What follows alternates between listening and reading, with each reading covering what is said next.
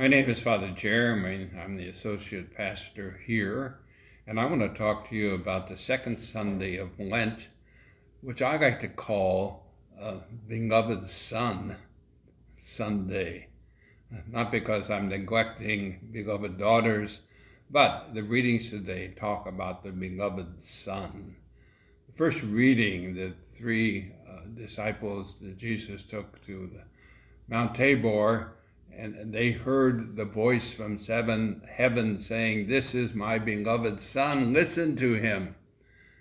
And that's a great practice for Lent, to really make an effort to listen to Jesus as speaking to us in the gospel, speaking to us in the church, speaking to us in prayer. The first reading is Abraham. And it says very explicitly right in the beginning that God was testing Abraham.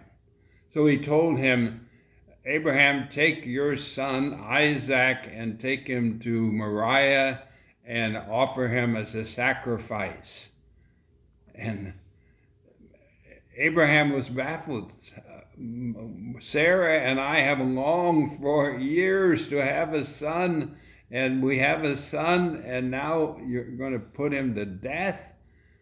But he did. He said, "Well, God must have something in mind. I trust, I obey." And he took him, and of course we know the story. Don't touch the boy. And he did not sacrifice his son. But God made the point that Abraham was willing even to give his son if that's what God insisted on. And God insisted that he didn't want human sacrifice, which some of the neighbors of the Israelites did. Don't kill any person. In the Romans, the second reading, St. Paul says that, well, Abraham's son was spared, but God's beloved son died on the cross for us. This is the year of St. Joseph. Joseph was betrothed to Mary, and before they lived together, she conceived a child by the Holy Spirit.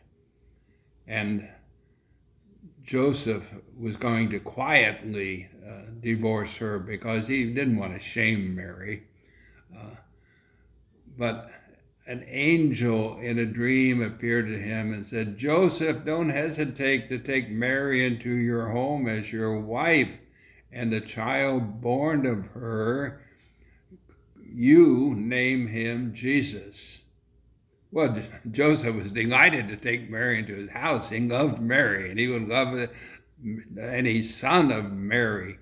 But he didn't understand what was going on. What's this conceived by the Holy Spirit? But he trusted and he obeyed even when he didn't understand. And that happens to us all. That things happen to us we don't understand.